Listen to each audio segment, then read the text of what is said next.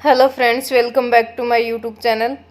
आज हम यहाँ पे करने वाले हैं quick revision of test transformer, induction machine, DC machine और सिंक्रोनस मशीन में जो भी टेस्ट परफॉर्म होते हैं, कौन सा टेस्ट किस लिए परफॉर्म किया जाता है, उन सब का यहाँ पे हम रिवीजन करने वाले हैं। क्विक जो रिवीजन है वो यहाँ पे हम देखेंगे। फटाफट से हम इनको कर लेते हैं और उसके बाद मैं बताऊँगी आपको किस तरह से इनको याद रखना है, ताकि एमसीक्यू में आपको कोई भी कन्फ्यूजन ना रहे। तो चलिए स्टार्ट करते हैं। ट्रांसफॉर्मर में देखते हैं सबसे पहले कि ट्रांसफॉर्मर में कितने टाइप के टेस्ट होते हैं और कौन सा टेस्ट किसके लिए किया जाता है। तो पहला टेस्ट है हमारे पास ओपन सर्किट टेस्ट। तो ओपन सर्किट टेस्ट किस लिए यूज में लिया जाता है, किस लिए परफॉर्म किया जाता है। ओपन सर्किट टेस्ट जो होता है वो कोर लॉसेस या नो लोड लॉसेस या फिर कांस्टेंट लॉसेस भी बोलते हैं, इनको फाइंड आउट करने के लिए किया जाता है।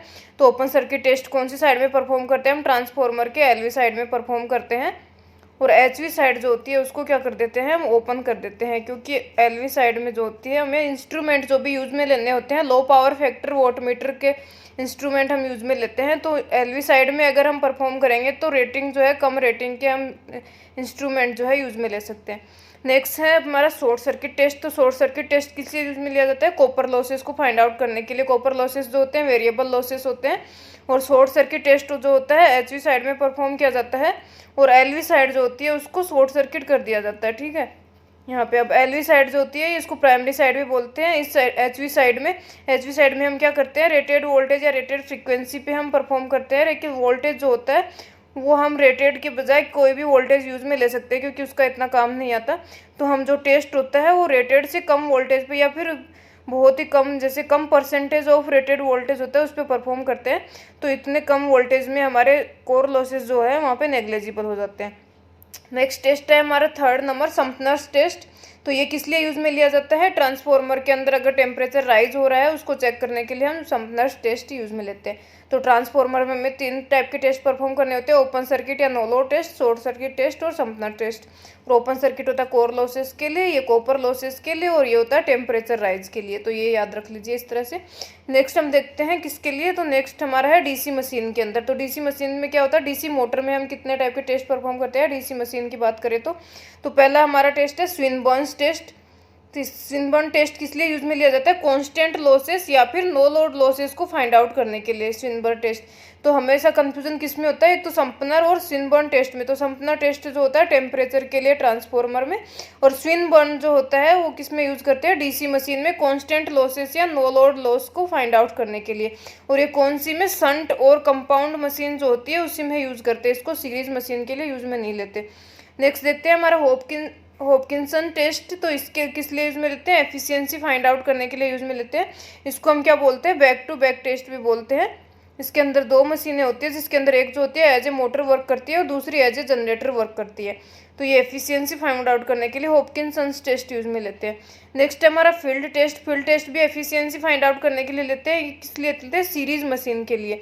और हॉपकिंसन्स टेस्ट जो होता है संट और कंपाउंड मशीन के लिए यूज में लेते हैं।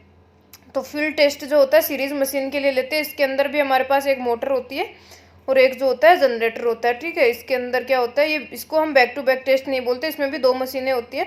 लेकिन जो जनरेटर यहाँ पे जो लेते हैं हम यूज में, उसको सेपरेटली एक्साइटेड जनरेटर यूज में लेते हैं। नेक्स्ट टेस्ट नंबर 4, तो रिटार्डेशन टेस्ट किस लिए यूज में लेते हैं, हम स्ट्रे लॉसेस को फाइंड आउट करने के लिए। और स्ट्रे लॉसेस क्या क्या होते हैं हमारे, एक आयरन लॉसेस होते हैं और एक मैकेनिकल लॉसेस जो होते हैं, इन लोगों को कंबाइंड हम क्या बोलते हैं, स्ट्रे लॉसेस बोलते हैं, या फिर इनको रोटेशनल लॉसेस भी बोलते हैं। तो इनको फाइंड आउट करने के लिए हम रिटार्डेशन टेस्ट यूज में लेते हैं। और iron losses and mechanical losses को सेपरेट करने के लिए भी यूज में लेते हैं। तो आयरन लॉसेस जो होता है हमारा, आयरन लॉसेस क्या होता है, प्रोपोर्शनल टू वी स्क्वायर होता है। और मैकेनिकल लॉसेस जो होते हैं प्रोपोर्शनल टू स्पीड होते हैं, तो एन कर देते हैं। ठीक है, तो 4 टेस्ट डीसी मशीन में परफॉर्म करते हैं हम। स्विनबर्न टेस्ट जो होता है कांस्टेंट लॉसेस या नो लोड लॉसेस के लिए, संट और कंपाउंड मशीन में। हॉपकिंसन्स एफिशिएंसी के लिए, फील्ड टेस्ट जो होता है सीरीज में एफिशिएंसी के लिए, और रिटार्डेशन टेस्ट जो होता है स्ट्रे लॉसेस फाइंड आउट करने के लिए यूज में लेते हैं। नेक्स्ट हम देखते हैं कौन सी मशीन है हमारी, इंडक्शन मशीन। तो इंडक्शन मशीन में कितने टाइप के टेस्ट है, 3 टाइप के हैं। पहला टेस्ट है हमारा no load test. No load test हमने ट्रांसफॉर्मर में परफॉर्म किया है, उसको क्या बोलते हैं हम, ओपन सर्किट टेस्ट।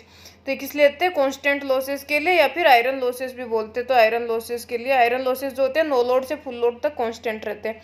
नेक्स्ट है हमारा ब्लॉक रोटर टेस्ट। तो ब्लॉक रोटर टेस्ट जो होता है इसको हम क्या बोलते हैं, शॉर्ट सर्किट टेस्ट भी बोलते हैं। ठीक है, क्योंकि ब्लॉक कर दिया है हमने सर्किट को, तो शॉर्ट कर दिया है। नो लोड क्या हो गया, हमारा लोड ही हटा दिया गया तो ओपन हो जाएगा, ठीक है। शॉर्ट सर्किट टेस्ट भी बोलते हैं, किस लिए उसमें लेते हैं, ट्रांसफार्मर में शॉर्ट सर्किट होता है कॉपर लॉसेस फाइंड आउट करने के लिए, तो ये भी यहाँ पे कॉपर लॉसेस फाइंड आउट करने के लिए ये वेरिएबल होते हैं, नो लोड से फुल लोड तक वेरी होते रहते हैं। नेक्स्ट टेस्ट है हमारा डीसी टेस्ट या फिर वोल्ट एम्पियर मेथड होता है, तो ये किस लिए यूज में लेते हैं, R1 फाइंड आउट करने के लिए, या फिर Z no load, R no load और X नो लोड को फाइंड आउट करने के लिए किस में लेते हैं, इंडक्शन मशीन में। अब डीसी टेस्ट और ये R1 यहाँ पे कहाँ यूज में आता है, हमारा जो सर्किल डायग्राम होता है इसका किस लिए होता है, इक्विवेलेंट सर्किट को जो है स्टडी करने के लिए हम सर्किल डायग्राम बनाते हैं, तो सर्किल डायग्राम बनाने के लिए हम ये सारे टेस्ट यूज में लेते हैं। नो लोड में जो फाइंड आउट करते हैं ब्लॉक रोटर में, और डीसी टेस्ट से R1 फाइंड आउट करते हैं।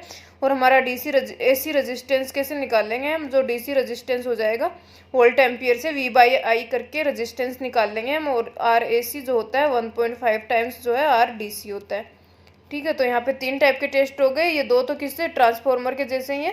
थर्ड है डीसी टेस्ट, जो ये हो जाएगा R1 को फाइंड आउट करने के लिए, या Z no load, R no load और X नो लोड को फाइंड आउट करने के लिए। नेक्स्ट हम देखते हैं सिंक्रोनस मशीन में, तो सिंक्रोनस मशीन में हमारा टेस्ट होता है स्लिप टेस्ट, और स्लिप टेस्ट किस लिए हम परफॉर्म करते हैं, ये होता है डायरेक्ट एक्सिस रिएक्टेंस और क्वाड्रेचर एक्सिस रिएक्टेंस को फाइंड आउट करने के लिए हम स्लिप टेस्ट परफॉर्म करते हैं सिंक्रोनस मशीन में, ठीक है। इसके अंदर ये टेस्ट एक काम का है स्लिप टेस्ट, ये भी काफ़ी बार हमारे जो है मैच करने वाले जो क्वेश्चन आते हैं उसके अंदर पूछ लिया जाता है। तो स्लिप टेस्ट आप ऐसे सोचेंगे कि इंडक्शन मशीन में स्लिप होती है तो उसमें लगा देते हैं, लेकिन स्लिप टेस्ट किस में परफॉर्म किया जाता है, हमारा सिंक्रोनस मशीन में परफॉर्म किया जाता है।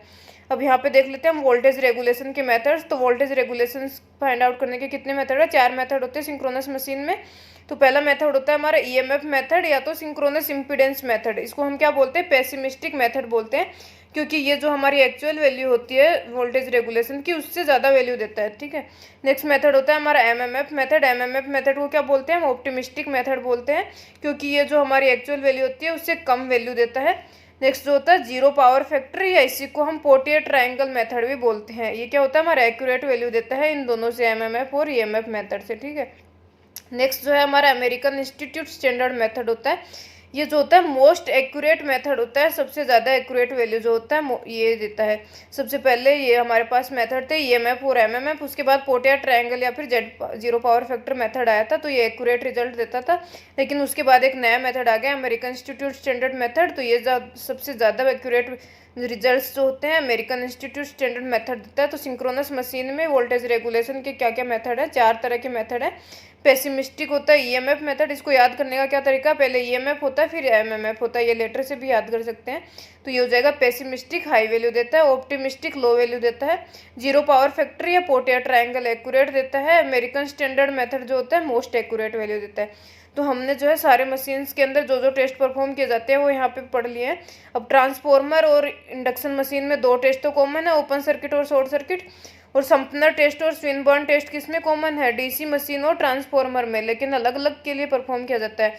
संपनर टेस्ट जो है टेम्परेचर के लिए करेंगे, और डीसी मशीन के अंदर स्विनबर्न टेस्ट जो होता है किस लिए करते हैं, कांस्टेंट या नो लोड लॉसेस के लिए, ठीक है। एफिशिएंसी के भी 2 टेस्ट होते हैं, हॉपकिंसन जो होता है संट और कंपाउंड के लिए। अब आप इस तरह याद रख सकते हैं कि बड़ा नाम है हॉपकिंसंस, तो आप संट और कंपाउंड दोनों को कंबाइन करके लिख सकते हैं। और फील्ड टेस्ट जो है सीरीज के लिए, क्योंकि छोटा है तो ये सीरीज के लिए यूज में ले लेंगे। रिटार्डेशन टेस्ट जो है अलग सा नाम है, और स्ट्रे लॉसेस भी अलग सा नाम है, तो आप इसको याद रख सकते हैं। रिटार्डेशन टेस्ट जो होता है स्ट्रे लॉसेस के लिए, या फिर रोटेशनल लॉसेस के लिए भी रोटेशनल, रिटार्डेशन से रोटेशनल याद रख सकते हैं, और रोटेशनल लॉसेस को स्ट्रे लॉसेस बोलते हैं। और ये कौन कौन से होता है, आयरन प्लस मैकेनिकल लॉसेस, और इनको सेपरेट भी कर सकते हैं। तो इस तरह हमारे जो है चारों मशीन्स में जिस तरह के भी हैं हमारे, सब में हमारे टेस्ट जो भी परफॉर्म किए जाते हैं वो हमने देख लिया है, क्विक रिवीजन हमने यहाँ पे कर लिया है। तो इस तरह अगर आप याद रखेंगे तो आपको कन्फ्यूजन क्रिएट नहीं होगा, और आप जो मैथ्स वाले क्वेश्चन आते हैं उनको आसानी से कर सकते हैं। और वोल्टेज रेगुलेशन के मेथड भी याद रखिए, काफ़ी बार पूछा जाता है मोस्ट एक्यूरेट मेथड कौन सा है, या फिर EMF, MMF और पोर्टियर ट्रायंगल दे देंगे, 3 में से पूछेंगे तो पोर्टियर ट्रायंगल एक्यूरेट मेथड होता है।